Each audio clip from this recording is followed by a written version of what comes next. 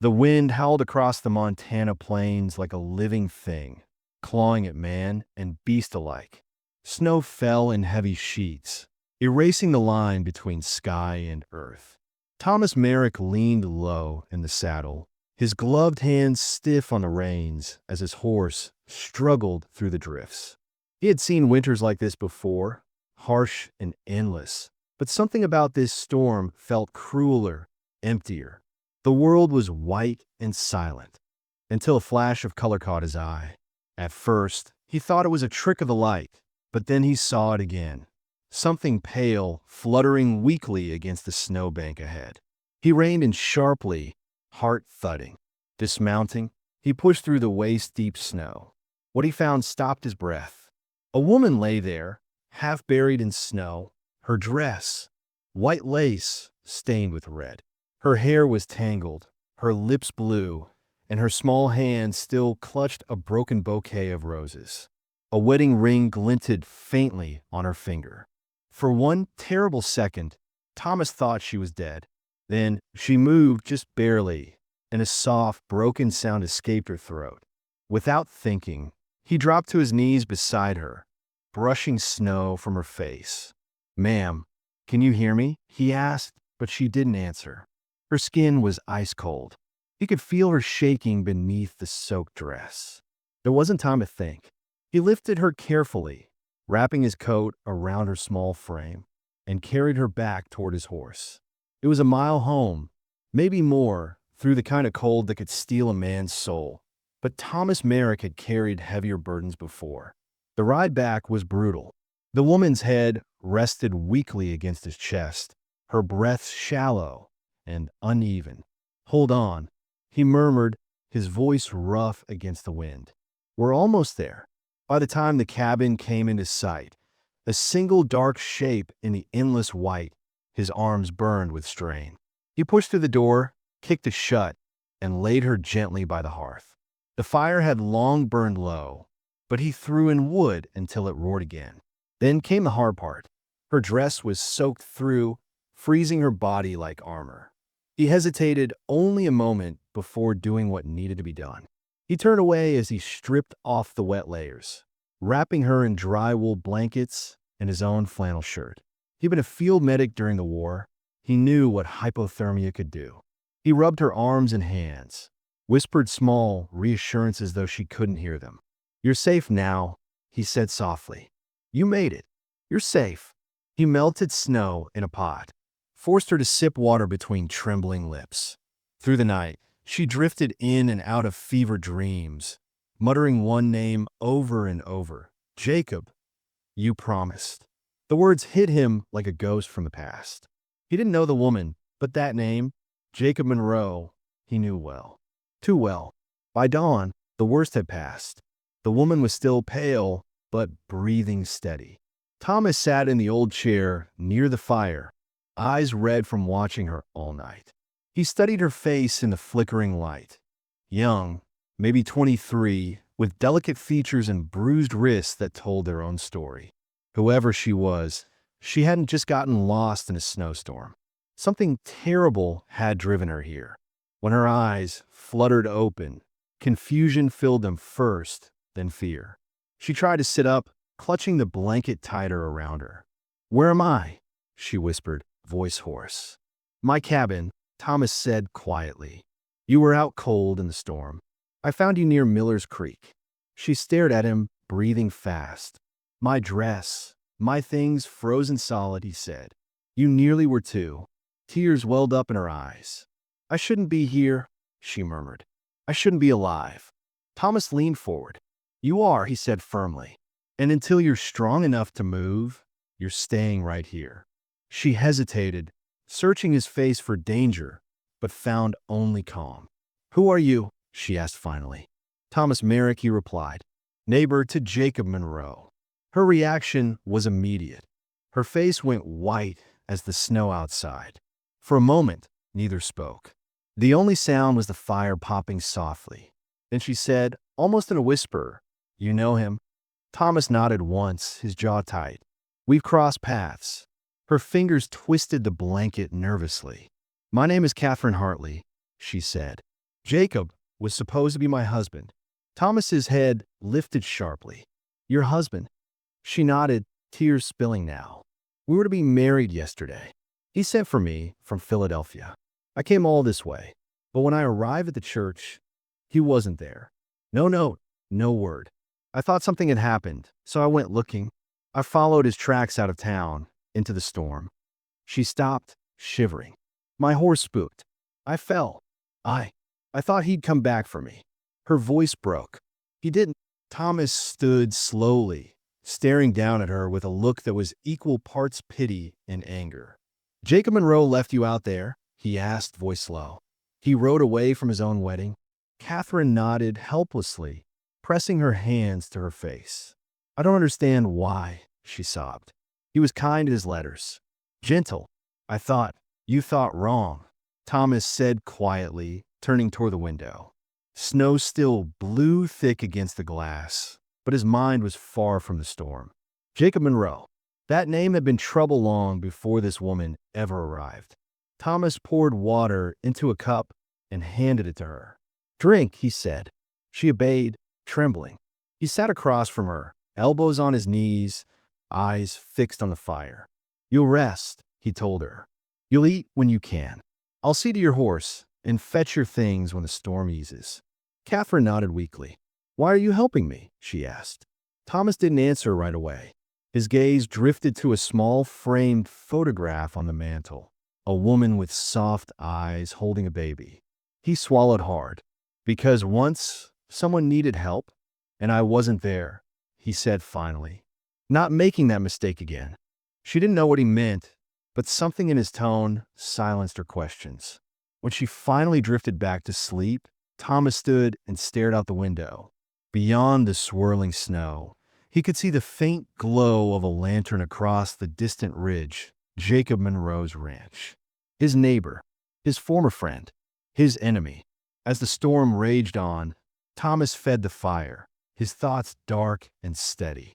He had left the world behind years ago to escape pain, guilt, and men like Jacob Monroe. But fate, it seemed, had brought that world right back to his door. He glanced once more at the sleeping woman on his cot, the forgotten bride in the snow, and something in him shifted. He didn't know what would come next, only that this wasn't over. Not by a long shot. For the first time in years, Thomas Merrick felt the stirrings of something he'd buried long ago. Not hope exactly, but the will to fight. The storm outside had nothing on the one that was about to begin. Catherine's fever broke 2 days later, leaving her weak but conscious, her voice soft as snow melt and her eyes still full of confusion. Thomas kept his distance, speaking little and moving quietly around the cabin, as though afraid too much noise might break her. He cooked broth, mended his gloves by the fire, and left clean shirts folded by her bedside without a word. She noticed the order in everything. The sharp lines of his handwriting on a scrap of paper, the tools hung perfectly straight, the bed he'd given up for the floor near the hearth. When she thanked him, he only nodded, saying, "Rest comes first." Over the days that followed, her strength returned in small pieces. She began to walk again, leaning on the rough-hewn table for balance, the blanket still wrapped around her shoulders. Her story came out slowly, in whispers between sips of soup. She had come from Philadelphia, answering an advertisement for a mail-order bride.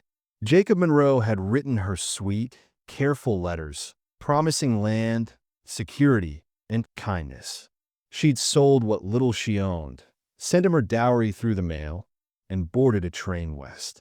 For 2 weeks, he had been polite, almost distant, but on their wedding day, something changed. He hadn't arrived at the church. She'd waited until her hands froze, then saddled her horse and followed his tracks into the open fields, straight into the blizzard.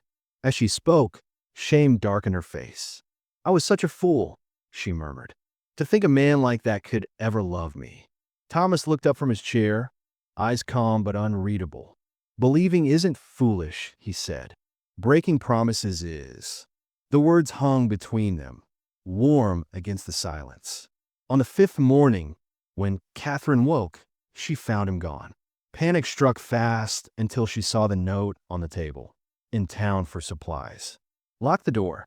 Staying near the fire. She did as he said, but her mind churned. What would people say when they learned where she was? What story would Jacob tell? Hours later, Thomas returned, dusted with snow, his face grim. He set a parcel of women's clothes on the table and said nothing for a while. When she pressed him, he finally spoke. Words gone around, he said slowly. Jacob's telling folks his bride never showed. Says you ran off with his money.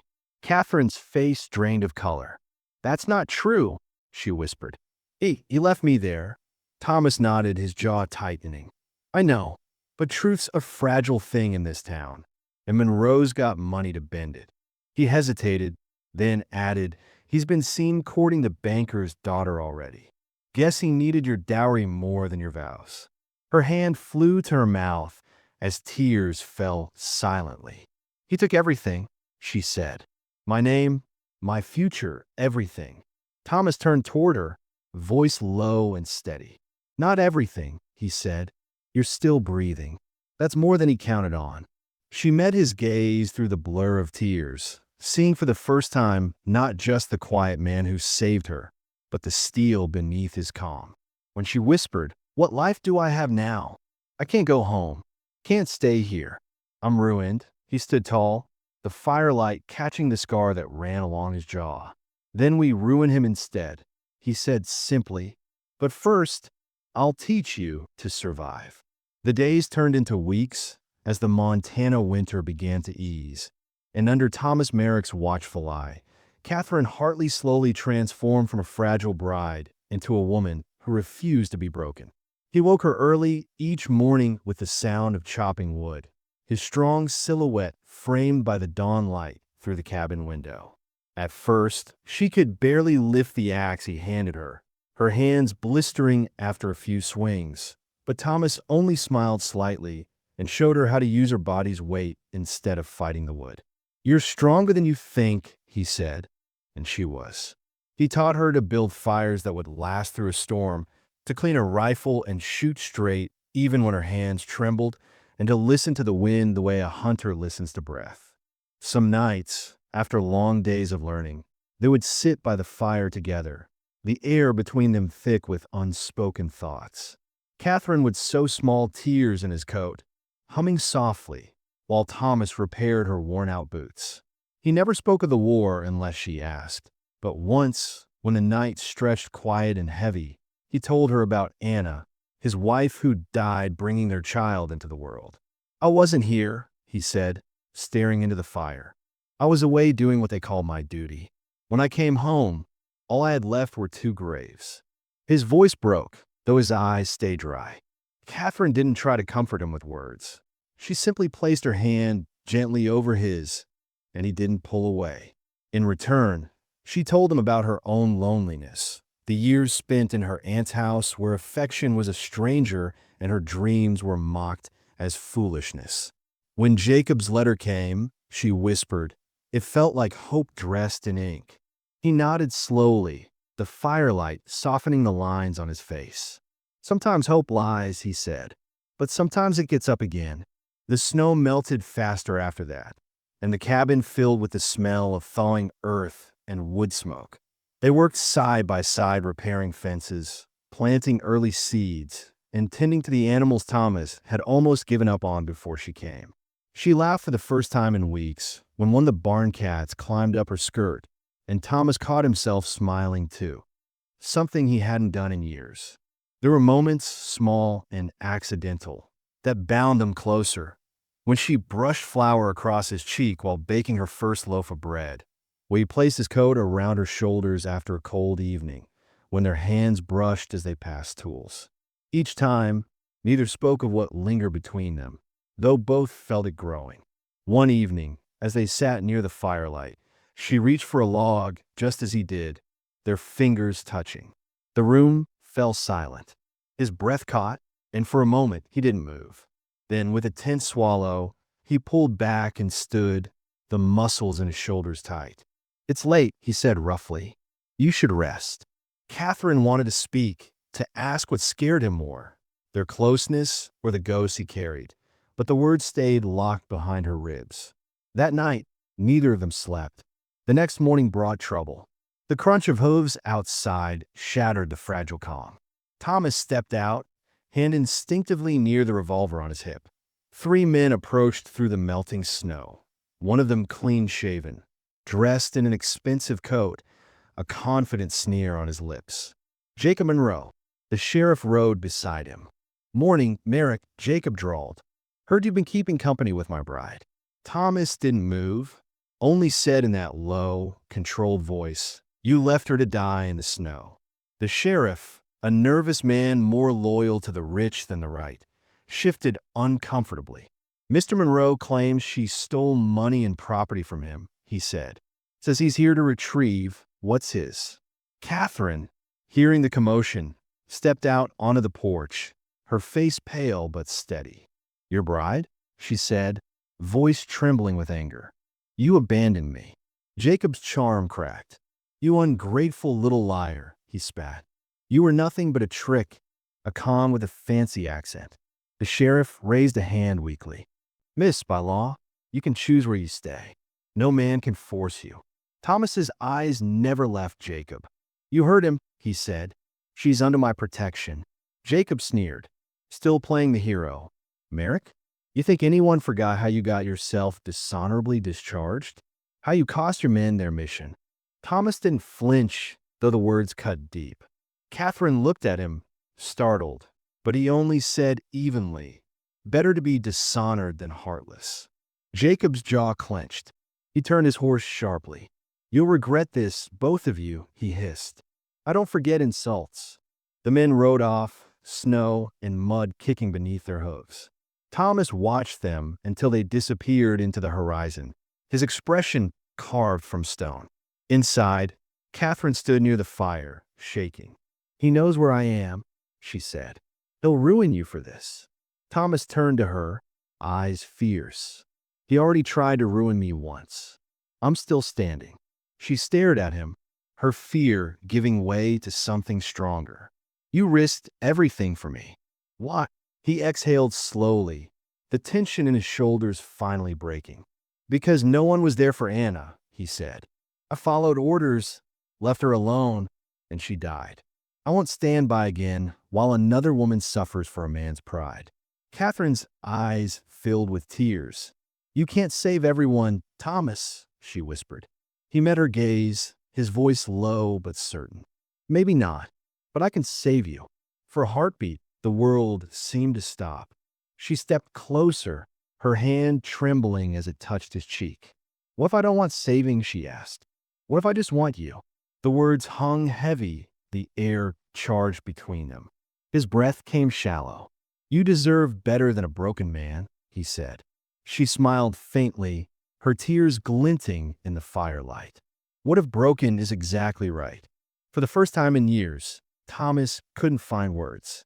He looked down at her, saw strength where there had once been only fear. The girl he'd carried from the snow was gone. In her place stood a woman who had faced betrayal, cold, and death, and still stood tall. Outside, the last of the ice dripped from the eaves, and the sound felt like a promise. The storm had passed, but something far greater had begun. Inside that small cabin on the edge of the Montana wilderness, 2 lives that had been shattered by others were slowly, quietly stitching themselves back together, thread by thread, breath by breath, until even silence began to feel like love. The thaw of spring brought no peace, only a new kind of war. Word spread fast across the small Montana settlement, twisting into poisonous whispers before the snow had even fully melted. They said Thomas Merrick had taken in a fallen woman, that the 2 lived under one roof without vows or shame. In church, Catherine felt the sting of stares sharper than any frostbite. The preacher's wife clutched her pearls, and the congregation's silence was worse than open hatred. When she tried to buy flour in town, the storekeeper's smile faltered, and he said, "Sorry, miss, out of stock," even as sacks of grain sat in plain sight behind him. Thomas saw it all, the way people's eyes changed when they looked at her, the quiet snickers that followed their footsteps, and he bore it with a clenched jaw and burning calm. He'd been judged before, condemned by uniformed men and self-righteous fools. But this was different. This was Catherine, and she didn't deserve it. By late March, the malice turned from words to actions. One morning, Thomas found his fence line cut clean through and two of his best cattle gone. A week later, the small garden Catherine had spent days tending was trampled by unknown horses, the seedlings crushed into mud. Then came the smoke, thin at first, then thicker. The barn fire started at night, spreading fast, and though Thomas and Catherine managed to douse it before it claimed the structure, the message was clear. They were being warned. Thomas wanted to ride straight to Monroe's ranch that night, gun in hand and fury in his veins. But Catherine stopped him with trembling hands. "If you go, he wins," she said. "That's what he wants, to make you the villain." Her voice shook, but her eyes were steady. So he stayed for her. Yet the hatred kept coming. A charred scrap of wood nailed to their door, one morning red centers burn. Catherine's hands trembled as she pulled it down. "It's me they hate," she whispered. "I've brought this to your door." Thomas took it from her and threw it into the fire. "No," he said quietly. "You didn't bring it." He did. But that night, she packed her things. When Thomas woke before dawn and found her bag by the door, her borrowed horse saddled and ready, his heart dropped into a cold void he hadn't felt in years. "Where are you going?" he demanded, stepping into the doorway. Catherine didn't meet his eyes. "Away, before you lose everything because of me." His jaw clenched. "You think running fixes this?" She turned, tears shining. "You've lost your reputation, your peace, your neighbor's respect. Because of me. You should have left me in that storm." Something inside him broke then, not in anger, but in raw truth. "You think I care about them?" he roared. "I wake up every morning listening for your footsteps. I cook more than I can eat because you always steal bites when you think I'm not watching. I fixed that chair by the window because you like watching the sunrise. You think you've ruined my life, Catherine? You're the only thing keeping me alive." The words hung in the air like thunder. She stared at him, tears spilling freely now. "Don't say that," she whispered. "You don't mean it." He stepped closer, voice rough with emotion. "I mean every damn word. I buried a wife and a child. I spent 5 years building these walls so nothing could touch me again. Then you fell into my life out of snowstorm, and for the first time, I started breathing again." Her voice cracked. "I'm terrified, Thomas, of Jacob, of this, of what I feel for you." His hands, rough from years of work, cupped her face with aching gentleness. "Then be scared," he said, "but be scared here, with me." She searched his face as if testing the truth in his words, and then she whispered, "Don't make promises you can't keep." His lips brushed hers before words could answer, the kiss desperate, hungry, and alive, the kind that burns through years of silence. Snowflakes drifted down as if winter wanted one last look before surrendering spring. When they finally pulled apart, foreheads resting together, she laughed through her tears. "I've never felt this before, not even close." He smiled faintly. "Neither have I, not even with—" He stopped himself, guilt flickering in his eyes. Catherine touched his cheek gently. "It's all right," she said softly. "Anna was your first. I don't need to be. I just need to be your last." The next morning, the world seemed gentler. Catherine hummed while cooking. Thomas worked with new purpose. And for the first time since the storm, there was peace. But beneath that peace lay determination. "We can't let him win," she said as she cleaned the table. "He stole my dowry, ruined my name. He'll do the same to others if we stay quiet." Thomas nodded slowly. "Then we don't stay quiet. We fight him where it hurts." He unrolled a map of the county and pointed to the small courthouse 2 towns over. "There's a judge coming through next month. Jacob committed fraud. He took your money under false promise of marriage. That's a crime even out here." Catherine bit her lip. "Who'll believe me over him? He's wealthy, respected." Thomas met her gaze with fierce steadiness. Then we make them believe. I'll find a lawyer, get the letters you sent, the receipts, everything. We'll build a case so solid, even Jacob Monroe can't buy his way through it. The plan gave her something she hadn't felt in weeks: hope. Still, when he said he would have to ride to the county seat alone, leaving her behind for nearly a week, she froze. Alone, she whispered. What if he comes? He hesitated, then crossed to the cabinet, unlocking a drawer. Inside lay a revolver, polished but worn. He placed it in her hands. You won't be alone, he said. You know how to use it.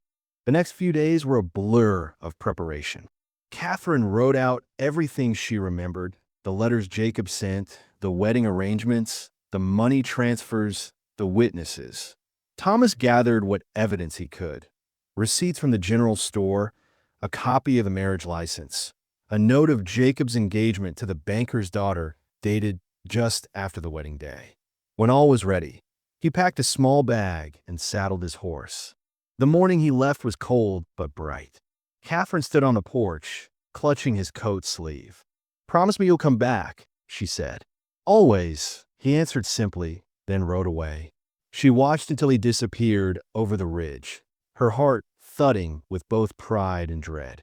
For 2 days, the silence around the cabin felt heavier than ever.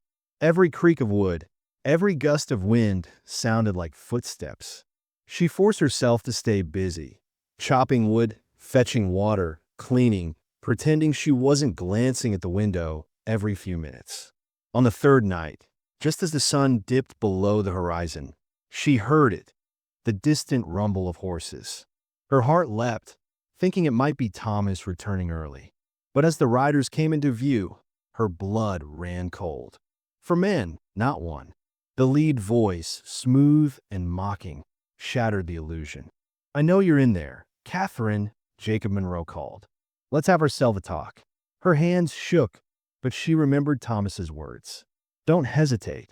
She locked the door, checked the revolver, and took position near the window. Say what you need from there, she shouted back. No need for shouting, sweetheart, Jacob said, his tone dripping with false sweetness. Just sign this paper. Admit you lied, that you ran off with my money, and I'll let you go. Otherwise, things might get unpleasant. The men with him laughed, a sound that made her skin crawl. Catherine steadied her breath. You're a coward, Jacob. You left me to die.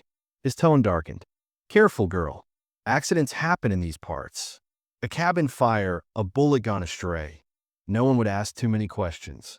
Her pulse thundered, but she stood her ground. You'd burn me too? After all that, she said. You already did once. Silence. Then, Jacob's voice, colder than before. You've got until I count to 10. Before he could start, a lantern beam appeared in the distance. A wagon approached, carrying the storekeeper and his wife, who had seen the men ride this way and followed, suspecting trouble. That's enough, Monroe, the storekeeper's voice rang out. Law handles disputes, not mobs. Jacob swore under his breath, forced to back down in front of witnesses. This isn't over, he growled, turning his horse. The court won't save you, Catherine. I own that judge. When they finally rode off, Catherine collapsed to her knees, the revolver still clutched in her trembling hand. The storekeeper's wife hurried in, wrapping her in a shawl. You're safe now, honey, she whispered. But he'll try again. Best be ready. The next evening, Thomas returned, his horse foaming, his face hard as iron. He burst through the door and saw the broken lantern glass on the floor, the scorch mark where a torch had nearly caught. What happened? He demanded. Catherine told him everything. The threats, the note, the near fire, and the storekeeper's intervention. When she finished, Thomas's voice was quiet but deadly. He came here, he said. Threatened you. In our home. Catherine blinked at the word hour.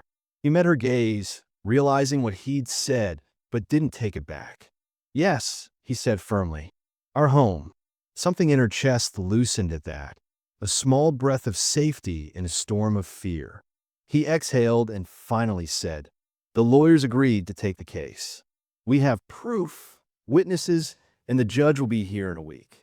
The days that followed were filled with purpose.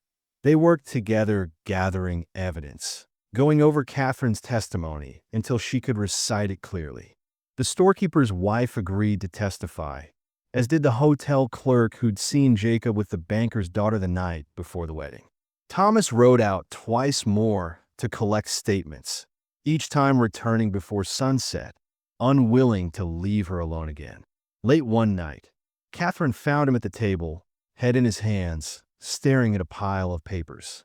"You haven't slept," she said softly. He looked up, eyes weary. "I can sleep when he's behind bars." She placed a hand on his shoulder. "You can't fight if you're broken." He smiled faintly, catching her hand and pressing it to his lips. "I've been broken a long time, Catherine, but you make it feel like it matters." The night before they were to ride to town for the trial, the air was still and heavy. The stars hung like frost on black glass. Catherine stood in the doorway, looking out at the valley. "You think we'll win?" she asked quietly. Thomas came to stand beside her, his hand brushing hers. "We'll win," he said. "But even if we don't, he'll never own your fear again." She nodded, eyes glistening. For once, that was enough.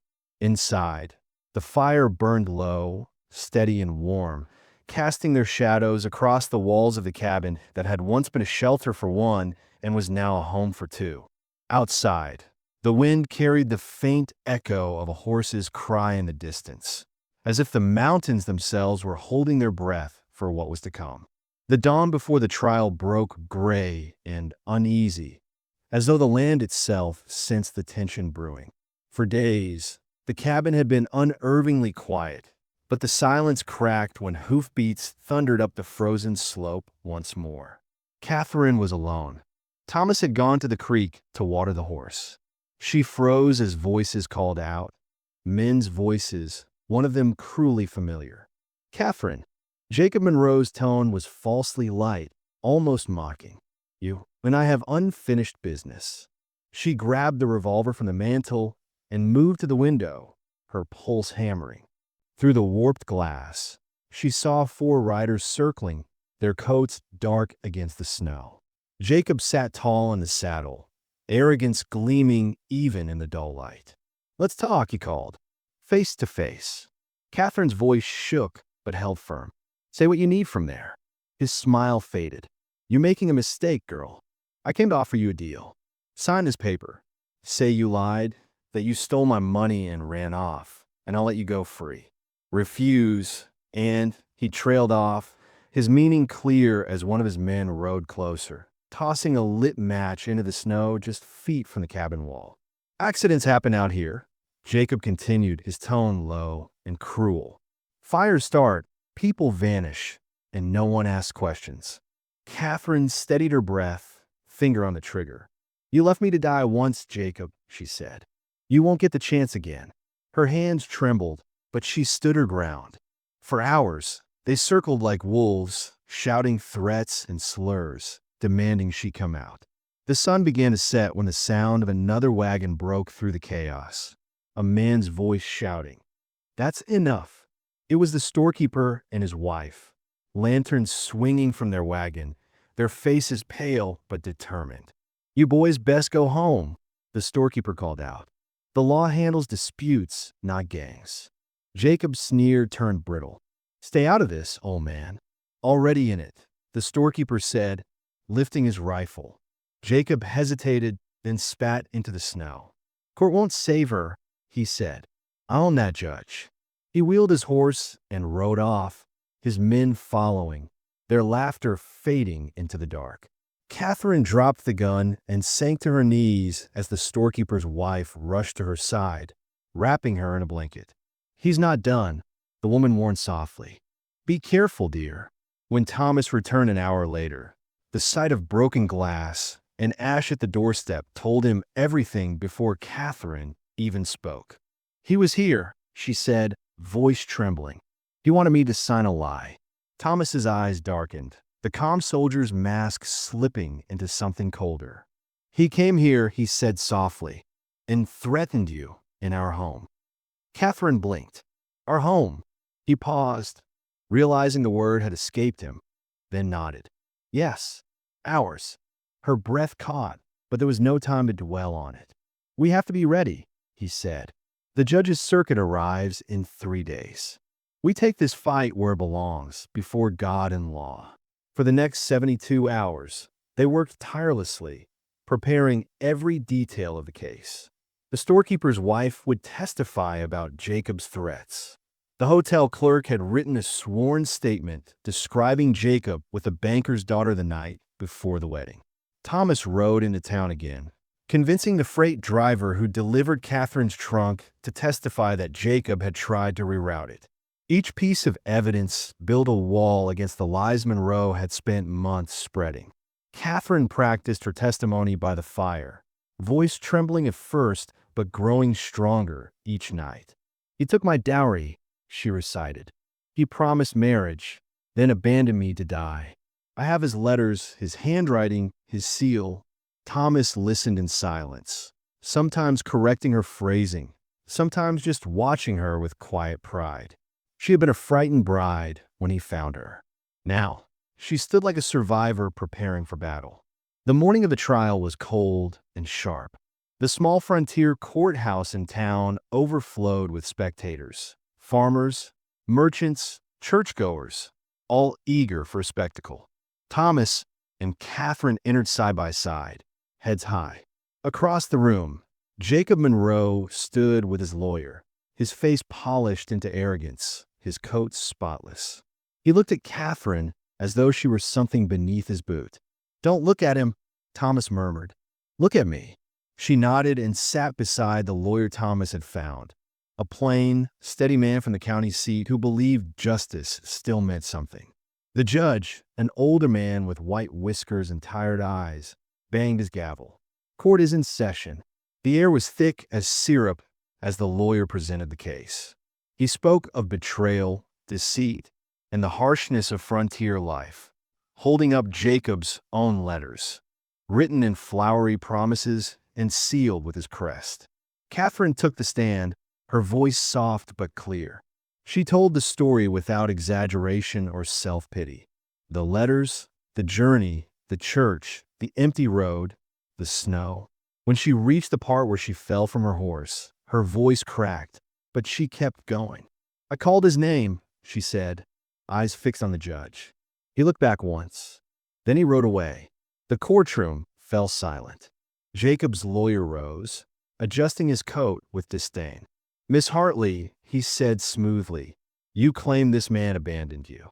Yet you lived in Mr. Merrick's home for weeks, unmarried. Convenient, isn't it? A woman scorned finds herself in the arms of another and cries victim to save her name." Catherine's face flushed, but she didn't flinch. "I was unconscious when he found me," she said firmly. "I was sick with fever. Mr. Merrick treated me as any good man would treat a dying stranger, with decency." The lawyer smirked. "And now, still just a stranger." The room murmured. Catherine hesitated only a moment before answering. "No," she said softly. "He's the man who saved my life. Twice." Thomas clenched his fists but forced himself to stay silent as the lawyer sneered. "So, you admit you've been living as his wife in all but name?"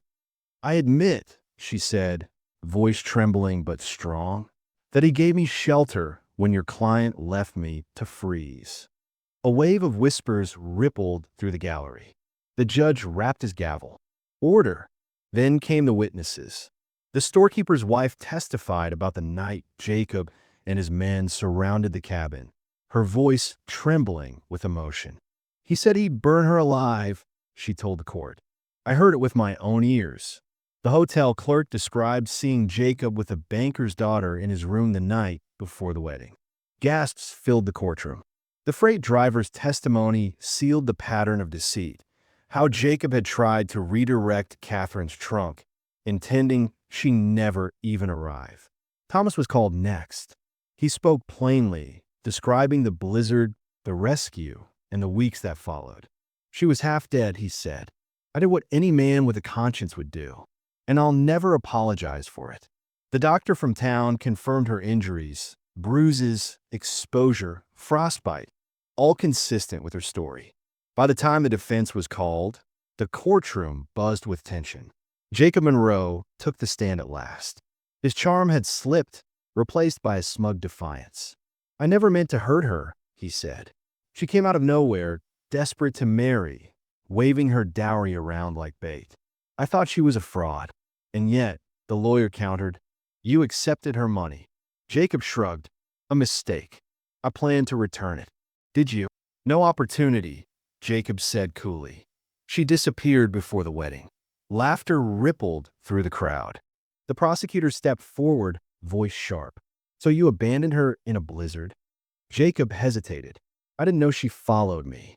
"But you admit you left her?" Silence. The lawyer slammed a ledger onto the table, the same one Thomas had found for the county clerk. "Your own records show debts exceeding $500 before her arrival. You needed that dowry, didn't you, Mr. Monroe?" Jacob's face flushed. "Those are private matters." "Not today, they're not," the prosecutor said. "You took her money to pay your debts. You never planned to marry her." Jacob's hands gripped the stand. "I didn't mean for her to die," he shouted suddenly, then froze as the courtroom erupted in gasps. The judge's gavel struck hard. "Enough," he barked. But the damage was done. Everyone had heard it. The confession buried in anger. When the session finally ended, the judge announced he would deliver his verdict at dawn. The crowd spilled into the dusty street, buzzing with talk. Catherine stepped out beside Thomas, her knees weak. "What if we lose?" she whispered. He looked down at her, the corners of his mouth softening. "Then we lose together." "Together?" she asked, almost shyly. "If you'll have me," he said. "Not because you need saving. Because I need you." Her eyes filled with tears she couldn't hide. "After all this," she said softly, "you still want me?" Thomas's voice was low, steady, and certain. "I stopped wanting you the moment it turned into needing you." She smiled through her tears and leaned into him as the sun dipped behind the courthouse roof, painting the sky in gold. Inside, the judge's pen scratched against paper, sealing the fate of Jacob Monroe and the beginning of everything Thomas and Catherine had fought for. Morning came bright and cold, the kind of spring day that carried the last breath of winter in its light. The courthouse was full again, every seat taken, the air heavy with curiosity and judgment. Catherine sat beside Thomas at the plaintiff's table, hands clasped tightly in her lap. She could hear her own heartbeat as the judge entered, his black coat brushing the floor, his expression unreadable. "In the matter of Hartley versus Monroe," he began, his voice firm and deliberate, "this court finds the defendant, Jacob Monroe, guilty of fraud, breach of contract, and criminal endangerment." The room gasped, the tension breaking like glass.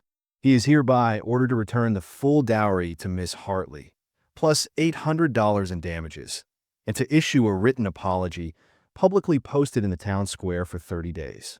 For a moment, no one moved. Then Catherine exhaled, trembling, her eyes filling with tears. Jacob's face drained of color, his hands gripping the table as whispers spread through the courtroom. The banker's daughter and her father stood abruptly and left without a word. And in that quiet, Jacob Monroe's world began to crumble. The judge's gavel struck once more. "This court is adjourned." It was done. Outside, the sunlight was sharp against the snow melt, the streets alive with murmurs. Catherine held the bank draft in her hands, more money than she had ever seen in her life, and felt the strangest ache in her chest. Freedom, after all, could feel heavier than chains. "You did it," Thomas said quietly, his voice rough with pride. She looked up at him, eyes still wet. "We did it," she corrected softly. For a while they stood on the courthouse steps, watching people drift away, some smiling, some whispering, others pretending not to look at them at all. The storekeeper and his wife approached, the woman clutching Catherine's hand. "You showed them, dear," she said warmly. "You showed them what real courage looks like." Catherine smiled weakly, thanking her, but her gaze drifted toward the open horizon beyond town. "I could go anywhere now," she said quietly. "St. Louis, San Francisco, even back east. I could start over." Thomas nodded, though his face betrayed nothing. "You could," he said. She hesitated, watching him. "Where will you go?" He looked toward the distant hills. "Home." To my cabin. Alone if I have to be. The pause between them was long and full of things neither could say. Then Catherine stepped closer, her fingers brushing his sleeve. What if he didn't have to be? She whispered. They rode back together that afternoon, their horses moving side by side through the thawing fields. The wind had softened, carrying the scent of pine and wet earth. By the time they reached the cabin, the sun was sinking low, painting the snow patches gold. Thomas dismounted first and helped her down, his touch lingering longer than it needed to. Inside, everything was as they'd left it. The fire low, the chair by the window waiting, the quiet familiar and warm. Catherine walked slowly to the mantel and unclasped the silver locket that hung around her neck, the only thing she had left from her mother. She placed it beside the old framed photograph of Anna, Thomas's first wife. "You sure?" he asked quietly from behind her. She turned, her expression calm. "Certain." "Anna was your first love?" she said. "I don't need to replace her. I just need to be your last." He didn't answer with words. He removed the wedding band that had sat on his hand all these years, kissed it once, and set it gently in the drawer beside the photo. "She want me to live," he said softly. "Really live." Catherine's hand found his, and he closed his fingers around hers.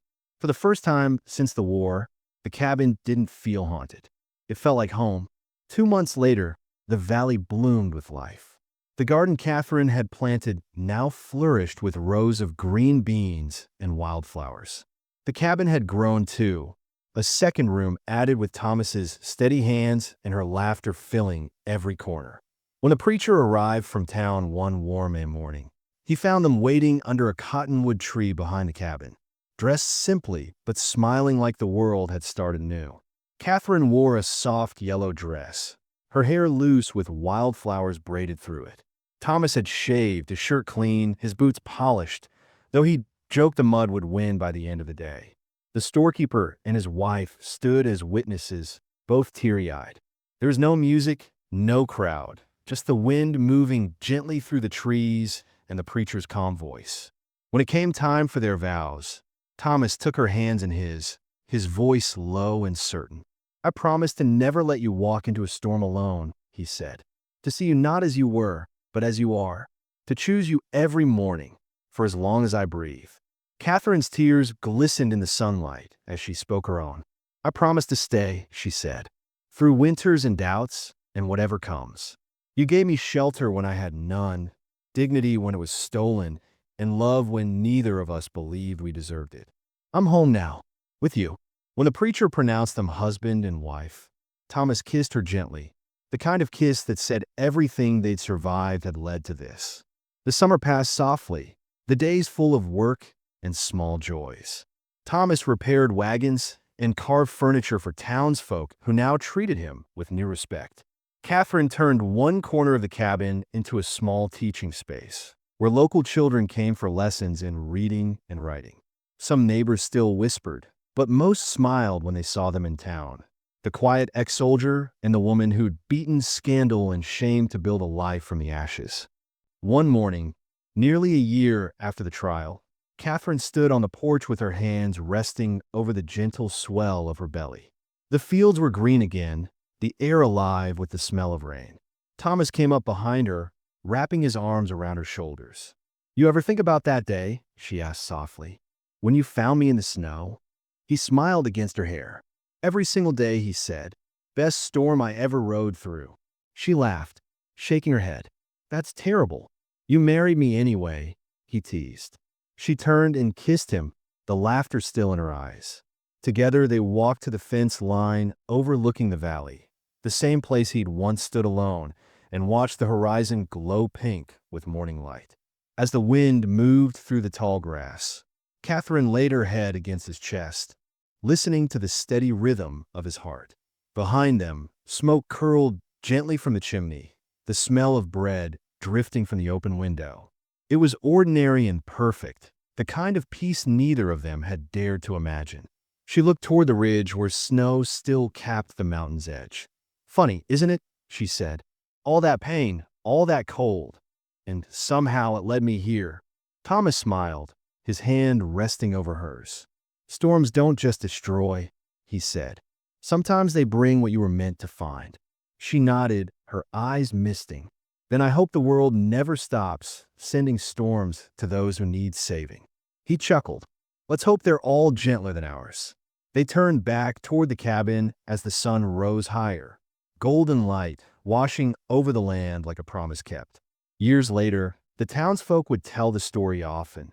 The tale of the abandoned bride who survived the storm and the soldier who found her, the man who gave her shelter and the woman who gave him life again. In a Montana territory where winters could still kill and hope was often buried under snow, their story became something of a legend. Children would point to the cabin on the ridge and whisper that love had lived there, fierce and true.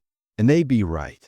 For long after the storms faded and the mountains turned green again, Thomas Merrick and Catherine Hartley's laughter would still echo through those hills. A reminder that some love stories don't begin with roses and champagne, but with rescue, redemption, and the courage to choose each other through the cold. And that, as the preacher once said when he told their story years later, made all the difference.